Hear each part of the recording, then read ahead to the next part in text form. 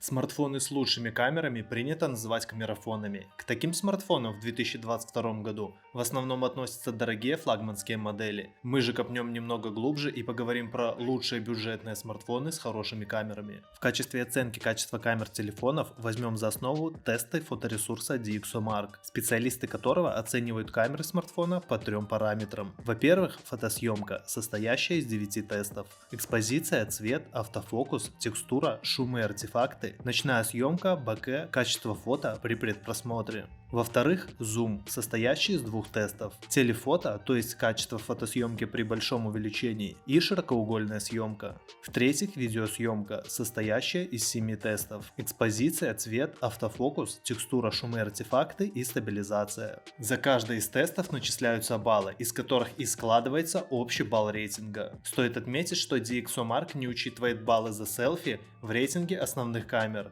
Если тебе это интересно, поставь лайк этому видео и напиши в комментариях «Хочу селфи рейтинг», и я сделаю для вас такой выпуск. Итак, лучшие камерафоны до $500. Поехали!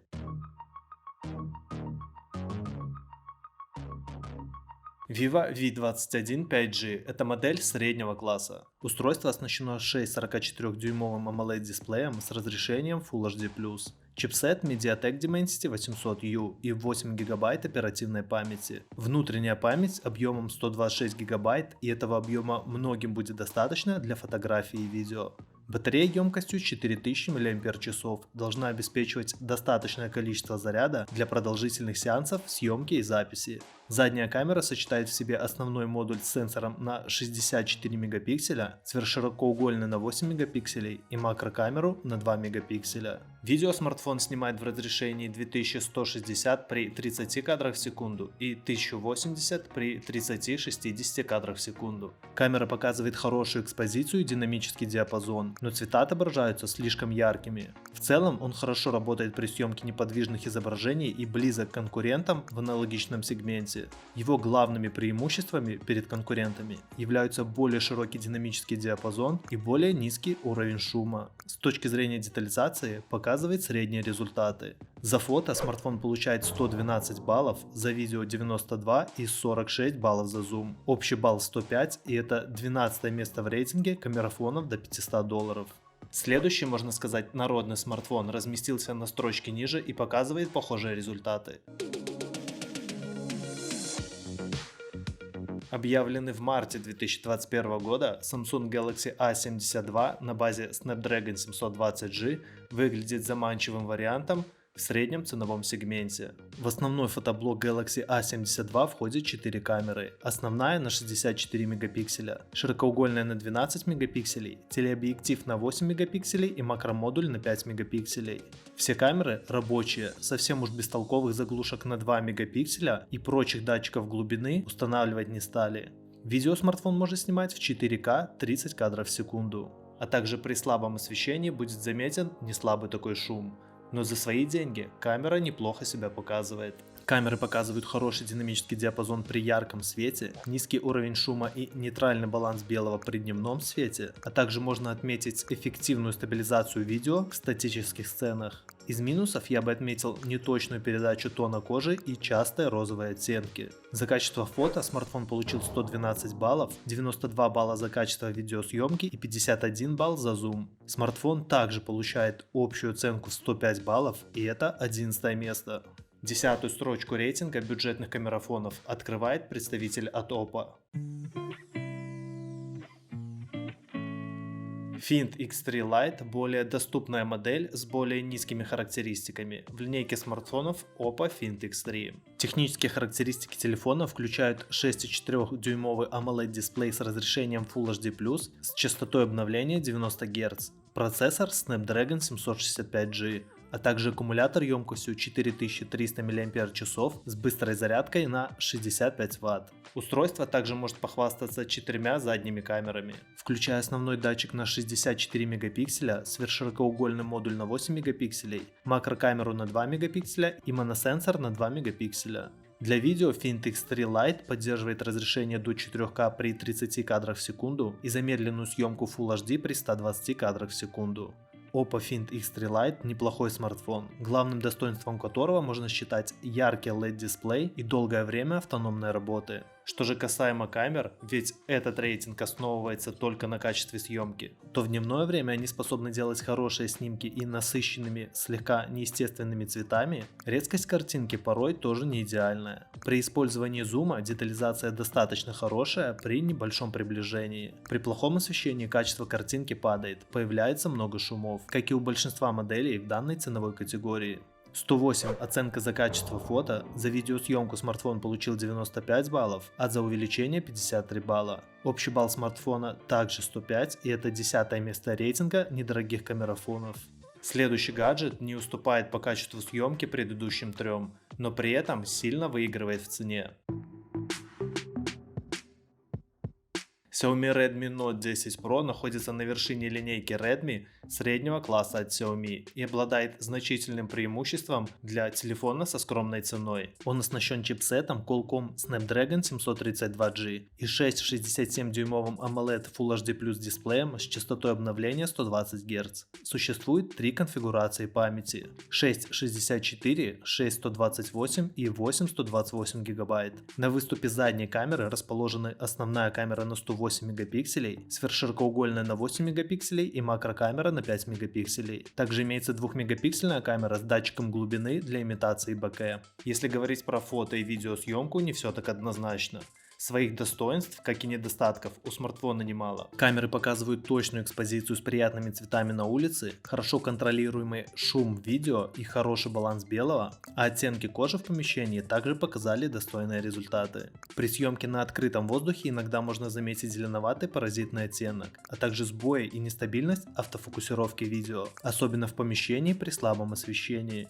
111 оценка за качество фотосъемки, за качество видео смартфон получил 95 баллов и 52 балла за увеличение. 106 общая оценка камер смартфона, 9 место топа. Ссылки на все смартфоны, как всегда, будут в описании. Поехали дальше.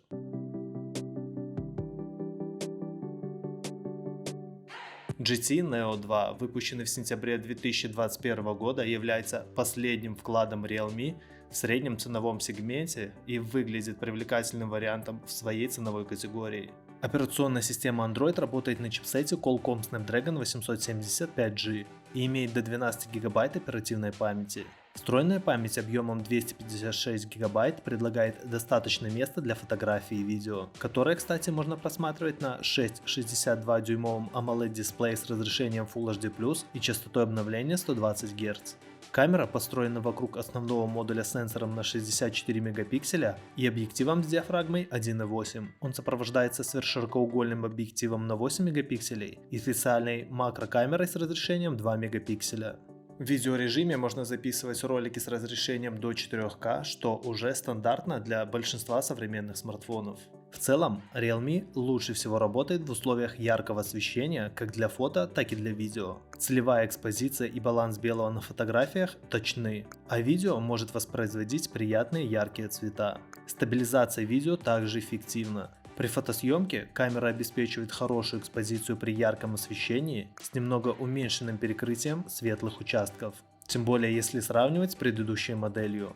Кроме того, изображение воспроизводится с точным балансом белого, что приводит к ограниченным оттенкам и однородным цветам на открытом воздухе.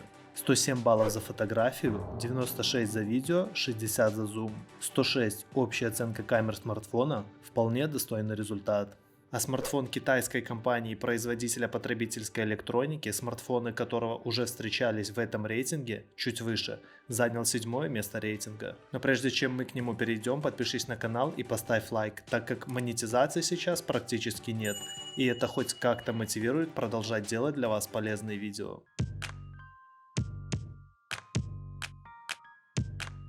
Reno 6 5G – младшая модель в линейке Oppo Reno 6 с чипсетом MediaTek Dimensity 900, 8 гигабайтами АЗУ и 128 гигабайт встроенной памяти. Изображение можно просматривать на 6,4-дюймовом AMOLED дисплее с разрешением Full HD+. Задняя камера сочетает в себе основной модуль на 64 мегапикселя с ультраширокоугольным на 8 и макрообъективом на 2 мегапикселя. Видео вы можете записывать в формате 4К со скоростью 30 кадров в секунду или Full HD со скоростью 60 кадров в секунду. В целом картинка сочная, яркая, с правильной цветопередачей, без явных завалов и пересветов, с хорошо проработанными тенями. Детализация далеко не идеальная, но для своего ценового уровня камера весьма хороша. За качество фото смартфону достается 112 баллов, за видеосъемку 98, а за увеличение 44 балла. Итого 107, общая оценка смартфона, 7 место рейтинга.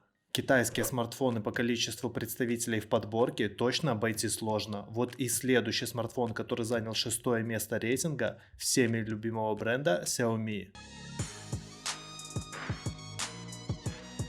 Xiaomi 11T это более доступная версия, нежели 11T Pro, в которой используется тоже аппаратное обеспечение камеры. Но чипсет MediaTek Dimensity 1200 5G вместо Qualcomm Snapdragon 888 в модели Pro. Основная камера состоит из основного модуля на 108 мегапикселей и сверхширокоугольного на 8 мегапикселей. Кроме того, есть 5-мегапиксельная макро для крупных планов. Xiaomi называет эту камеру телемакро, но она не используется для телезума. Вместо этого устройство использует алгоритмы цифрового масштабирования на основной камере.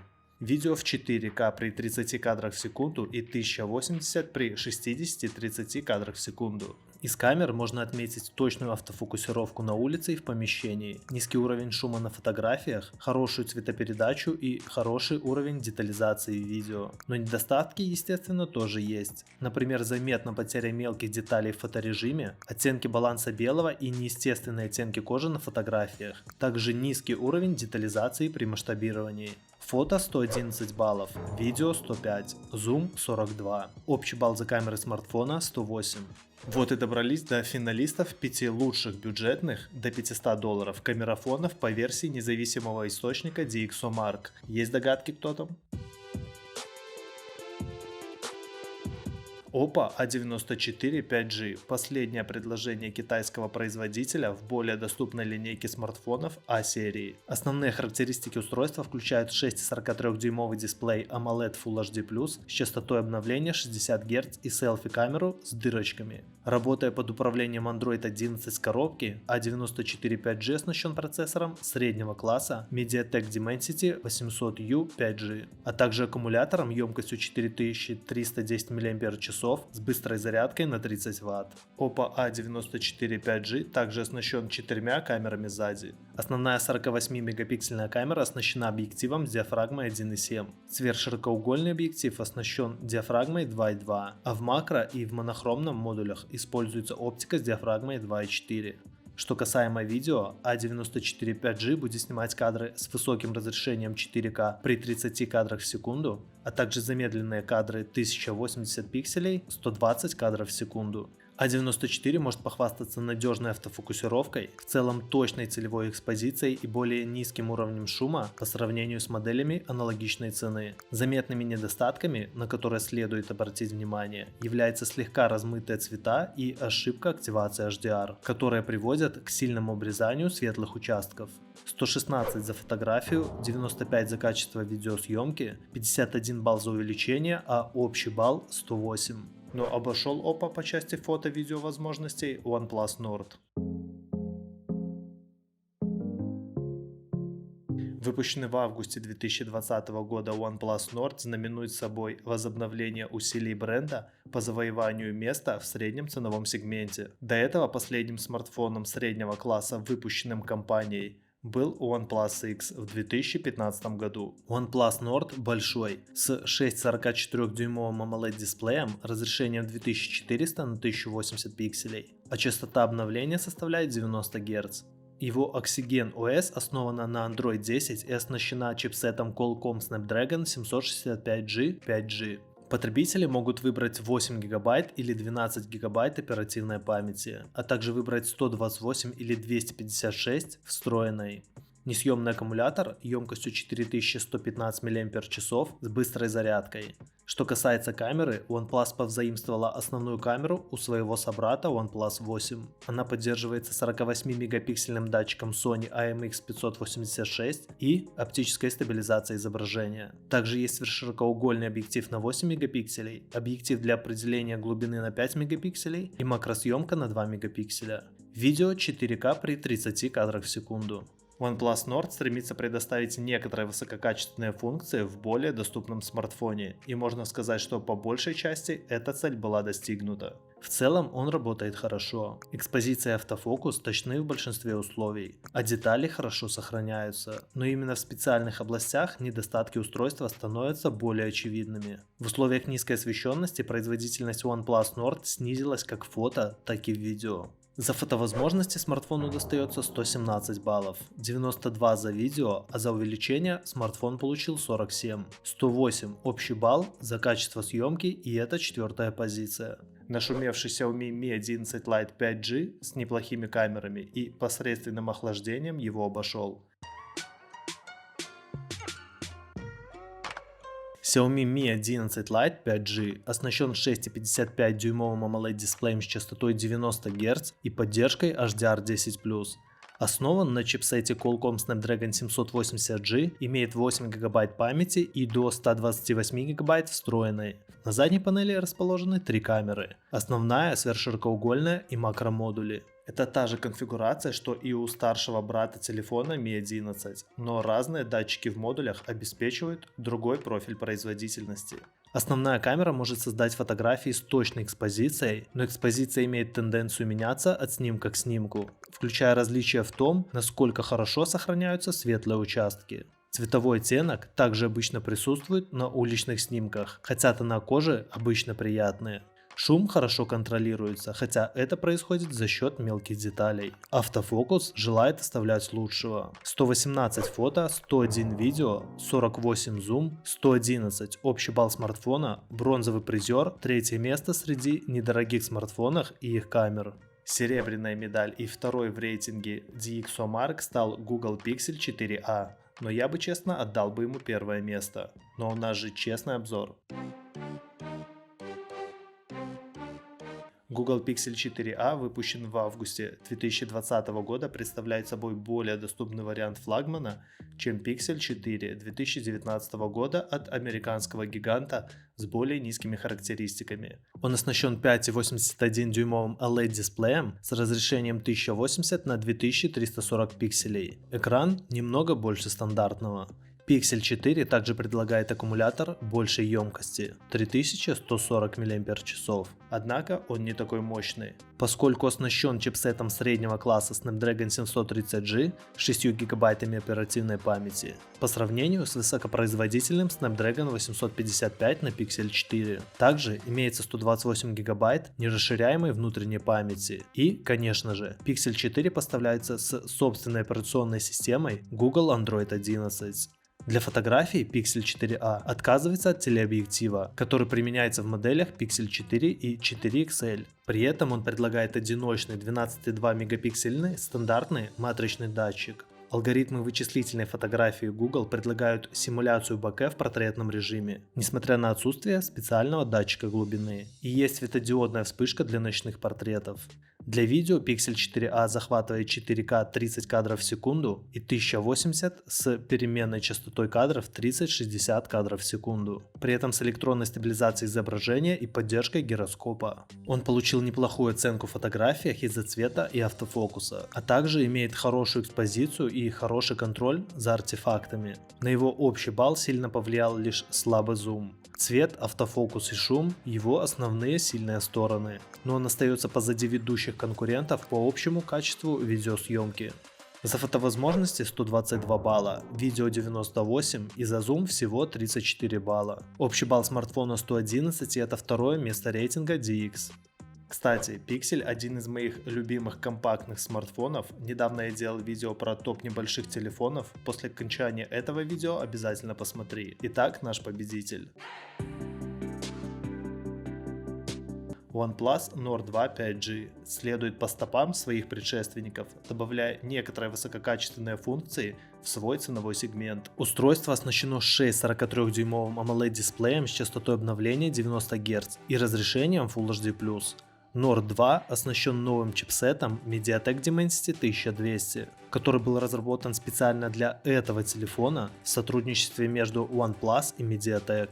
Телефон поставляется с задней тройной камерой. Основная камера с сенсором Sony IMX766 на 50 мегапикселей совмещена со сверхширокоугольной на 8 и монохромной на 2 мегапикселя. Что касается видео, Nord 2 способен записывать его в формате 4К со скоростью 30 кадров в секунду.